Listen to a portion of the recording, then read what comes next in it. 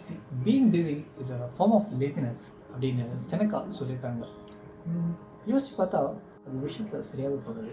ஏன்னா நம்மளை பற்றி எடுத்துக்கோங்க. we try to do things like நம்ம சில விஷயங்களை பண்ணுறோம் and we try to keep it busy. பொதுவாக நம்ம கேள்வி கேட்கறதில்ல எதுக்காக நம்ம இதை பண்ணுறோன்னு. நம்ம பண்ணுறது சரியான ஒரு விஷயம் தானா? Are we investing our time doing the right things and keeping ourselves busy? Or are we doing something not important and keeping ourselves busy for nothing? ஏன்னா இதெல்லாமே வாழ்க்கைக்கு ஒரு மீனிங்கான ஒரு விஷயமானு சொல்லிட்டு நம்ம கேட்கறதே இல்லை.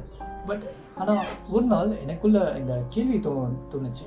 தென் I found out this quote, life is short, art is long அப்படின்னு சொல்லிட்டு. ஸோ நம்ம பண்ணுறது ரொம்ப நாளைக்கு இருக்குமா? ஸோ வென் மொனாலிசா பெயிண்டிங் பண்ணப்போ it is still there today. அது ரொம்ப நாளைக்கு முன்னாடி பண்ண ஒரு painting and it still exists today. So that is what it means. Life is short. And the painter life முடிஞ்சிச்சு. But the art that he had made still exists today, and we still appreciate the art and we still preserve it. So that is what it means. Life is short, art is long. So இது நம்ம லைஃப்ல apply பண்றப்ப we need to ask ourselves, are we doing the things that is the right for us? Are we doing the things that are important for us? இல்லைனா நம்ம unimportant things மேலே நம்ம டைமை waste பண்ணுறோமா அப்படின்னு ஒரு கேள்வி நமக்குள்ளே இருந்தது இல்லையா? ஏன்னா ஆவரேஜாக ஒரு மனுஷனோட லைஃப் எடுத்துக்கிட்டிங்கன்னா it is coming around 4000 weeks. So இப்போதைக்கு பார்த்தீங்கன்னா அது should somewhere here I would have lived around 1500+ weeks. So இப்போ எனக்கு இன்னும் 2500 வீக்ஸ் தான் இருக்குது. So remaining 1000 weeks are maybe 1500 weeks another 50% is left to do something, to achieve something in my life. ஒரு பொய் நமக்கு சொல்லியிருக்கு. அதில் ஒரு பொய் என்னென்னா, எல்லா விஷயத்தையும் நாம் செஞ்சு முடிக்கணும் அப்படின்னு. நீங்கள் ஏதாவது ஒரு விஷயத்த செய்யலாம்னு நினச்சிப்பீங்க, ஆனால் அதை செய்ய முடியாமல் போயிருக்கும். But trust me, it is completely okay. எனக்குன்னு நான் சில விஷயங்கள் பண்ணலாம்னு நினச்சிருக்கேன், ஆனால் அது நிறைய முறை என்னால் செய்ய முடியாமல் போகிருக்கு. ஸோ இதனால் ஒரு விஷயத்தை நம்ம பண்ண முடியாமல் போகிறப்ப என்ன ஆகுனா, we do get upset. So அந்த ஒரு வருத்தம் என்ன ஆகுனா நம்ம மேலே ஒரு வெறுப்பாக மாறும். போக போக போக அது ஒரு வெறுப்பாக மாறுறதுக்கான வாய்ப்பு ரொம்பவே அதிகமாக இருக்குது. பட் இங்கே ப்ராப்ளம் நீங்கள் கிடையாது. ஆக்சுவலி கண்டிப்பாக நீங்கள் கிடையாது. நீங்கள் அதில் டிசிப்ளினாக இல்லையான்னு கேட்டால் அதுவும் கிடையாது. You are being disciplined, but you still failed to complete the task. அதுக்கான காரணம் என்ன? ஸோ இந்த மாதிரி மல்டிபிள் ரீசன்ஸ்னால ஒரு டாஸ்க் ஒருத்தரால் கம்ப்ளீட் பண்ண முடியாதப்ப could be various reasons that they were not able to do it, but it all comes down to one reason.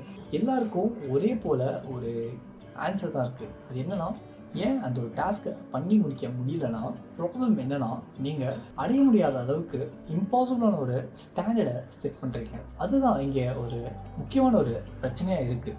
நான் நீங்கள் ஸ்டாண்டர்டை higher ஸ்டாண்டர்டை set பண்ணுறது தப்புன்னு சொல்லிட்டு சொல்லலை. பட் அந்த ஃப்ளோ, அந்த ஒரு ப்ராசஸை கம்ப்ளீட் பண்ணாமல் கடைசி பகுதியை மாத்திரம் most of the time that you fail to complete a task.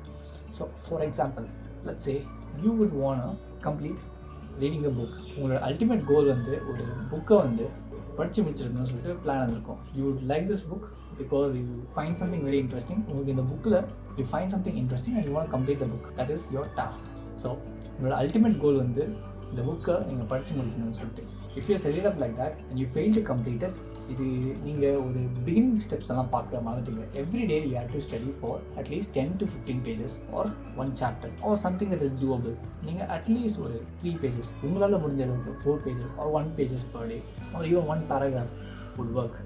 So you would have a place to complete the book. அதே மாதிரி நீங்கள் ஒரு task எடுத்துக்கிறப்ப it takes time, it takes those initial steps and it takes a proper planning and it takes those basic achievable standards. You need to set up a standard where it is doable and achievable for the progress of the completion of the ultimate goal. நான் சொல்கிறது புரியும்னு நினைக்கிறேன். நீங்கள் ஒரு டாஸ்க்கை செஞ்சு முடிக்கணும்னா உங்களோட ultimate goal பெரிய ஸ்டாண்டர்டாக செட் பண்ணாமல் சின்ன சின்ன ஸ்டாண்டர்டாக செட் பண்ணி அதை ஓவராலாக நீங்கள் மல்டிப்ளை பண்ணி பார்த்தீங்கன்னா you will have achieved your ultimate goal. So நீங்கள் சரியான ஒரு எக்ஸ்பெக்டேஷனை செட் பண்ணுங்க அப்படின்னு சொல்லிட்டு தான் என்னுடைய இந்த ஒரு suggestion. You see, there is nothing wrong to be looking like a lion, but when you are just a cub, so sometimes there are things that are too hard for the cubs to do it. இங்கே பெரிய விஷயத்தை பார்க்குறது தப்பே கிடையாது. ஆனால் நீங்கள் பெரிய விஷயத்தை மட்டுமே யோசிச்சு பார்க்குறீங்க.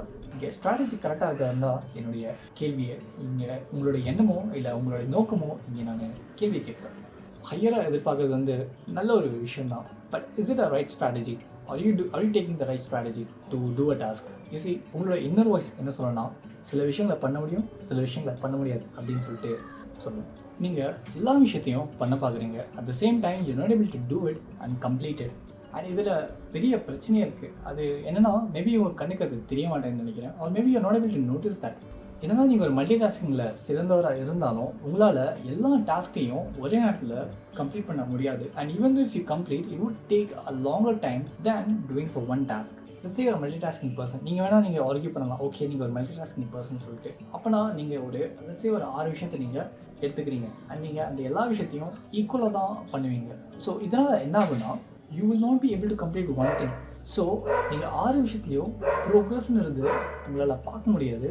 and you are not completing any of it. And you may ask like, why is this a problem? ஏன்னா நீங்கள் ஒரு விஷயத்தை மறந்துட்டீங்க, or maybe you are not looking something that I see it. அது என்னன்னா, நீங்கள் மல்டிடாஸ்கிங் பண்ணுற பர்சனாக இருந்தீங்கன்னா, you are looking the life game as a long run.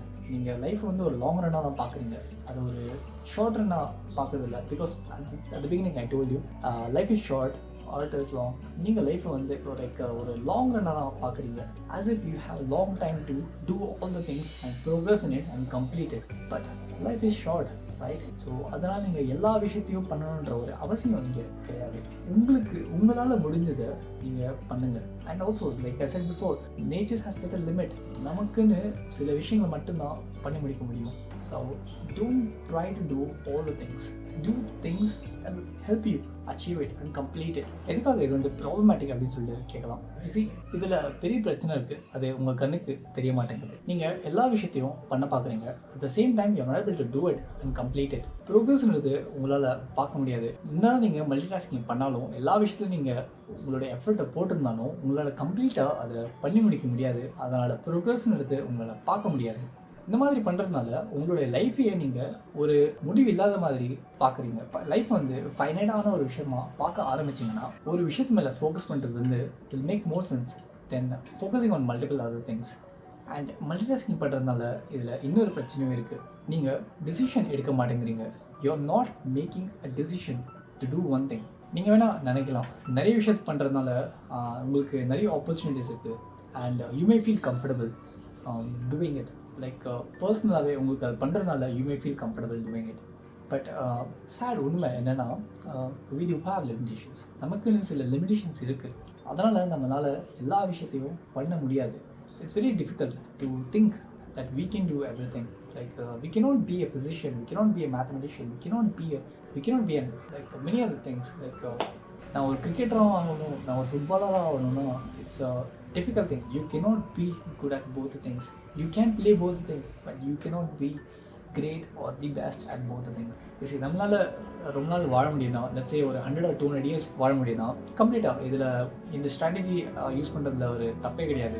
Doing multitasking, multiple things at once. I would say doing multiple things at once, and I don't see any problem in it. But we don't live for 100 or 200 years. Our stat says like maximum or maybe average-ஆக ஒரு human life expectancy என்னென்னா, நம்மளோட இந்தியாவில் வந்து it's coming around like 72 to 76 or 78. That is our limit, whether we accept it or not. நம்மளோட நேரம்ன்றது like இந்த உலகத்தில் ரொம்பவே லிமிட்டடானது. And like I set, இதுதான் என்னோட proof that time is limited. Like என்னோட 4000 வீக்ஸில் ஆல்ரெடி இவ்வளோ வீக்ஸ் ஆகிடுச்சு. And remaining weeksக்குள்ளே I just need to do something that is more important, that is more valuable to me than doing something that is unimportant, not valuable, not making any progress in my life. So yeah, do something that is more valuable in your life as well. Alright, அப்போனா கேள்வி என்னன்னு சொல்லிட்டு கேட்கலாம், இதுக்கான solution என்ன அப்படின்னு சொல்லிட்டு கேட்கலாம். நீங்கள் ஒரு விஷயத்தை பண்ணணும்னு நினச்சிங்கன்னா, let's consider as a project.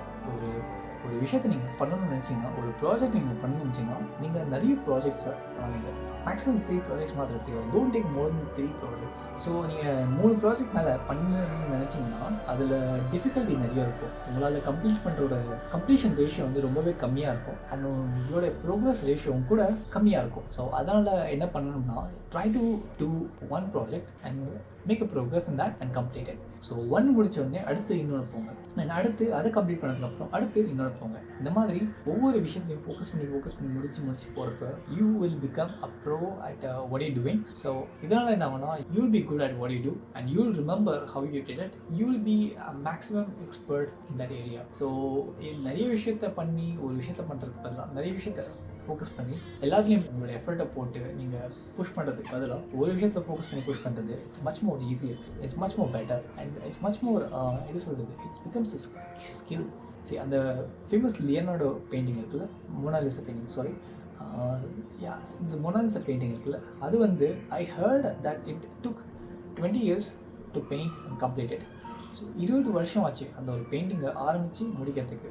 And because it needed that kind of a depth. So, and whatever the years it took to complete it, now it has been preserved because it is one of the best painting. And ஒரு ஆர்டிஸ்ட்டாக இருந்தால் தான் தெரியும் அதோடைய value என்னன்னு சொல்லிட்டு.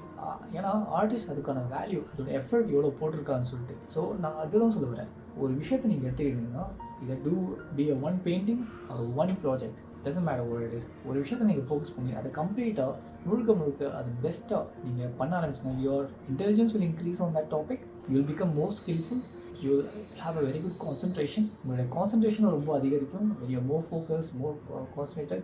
So அதனால் you will become virtuous person. So நீங்கள் ஒரு virtuous ஒரு பர்சனாக மாற ஆரம்பிப்பீங்க and you will appreciate many other things that took effort to complete it. So இதனால் நீங்கள் மற்ற ஒரு விஷயங்களுக்கு எஃபர்ட் போட்டு பண்ணி முடிச்சதை நீங்கள் அப்ரிஷியேட் பண்ணவும் ஆரம்பிப்பீங்க, which is great in that sense because most of the people I don't know about me but a lot of people, including me I would say, நிறைய பேர் வந்து என்ன ஆகுனா like they don't appreciate some things, take time, some are hard to do. சில விஷயத்தை வந்து they don't see it as they don't appreciate it. சரி, நீங்கள் அப்ரிஷியேட் பண்ணலாம் பரவாயில்ல, but there are some people who condemn that.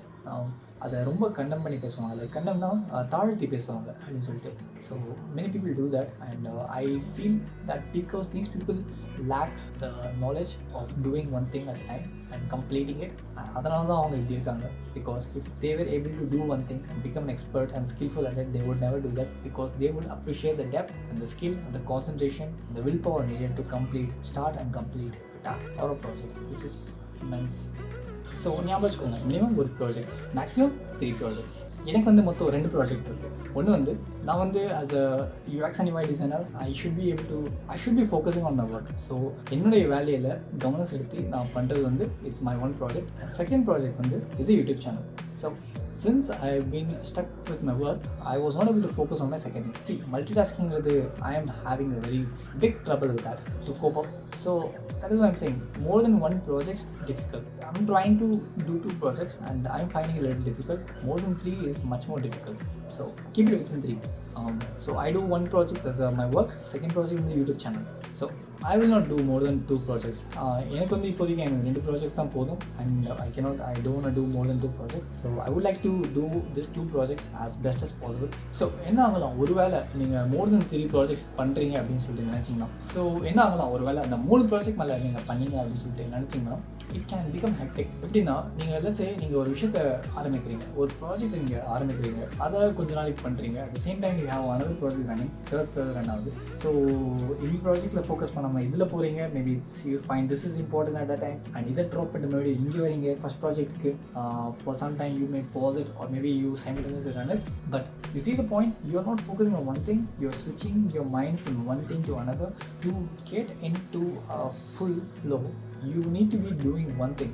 ஒரு flow ஸ்டேட்டுக்குள்ளே போகிறோன்னா மைண்டை ஸ்விட்ச் பண்ணாமல் you have to be focused on doing one thing, and that is when you get into the flow state. Once you go into the flow state, that is when the knowledge expands, the intelligence, the brain starts to wire, உங்களுடைய neurons will start to work better communicate, and it remembers things and helps you to complete one task, complete the one project or complete the limited project in a quicker time, which is what we needed. Because guess what, our time is short, the life that we have is short, is very short than we think.